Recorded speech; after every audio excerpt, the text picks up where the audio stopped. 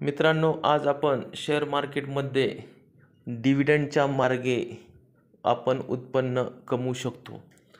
त्यामध्ये 2023 साली किंवा 2023 या वर्षामध्ये सर्वात जास्त डिव्हिडंड देणारी कंपनी आहे कोल इंडिया।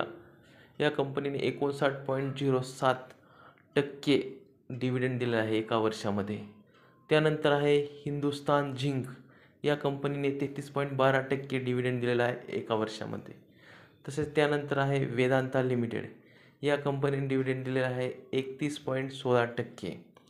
त्यानंतर नंबर आहे पॉवर फायनान्स कॉर्पोरेशन लिमिटेड। या कंपनीने 26.11% डिव्हिडंड दिलेला आहे।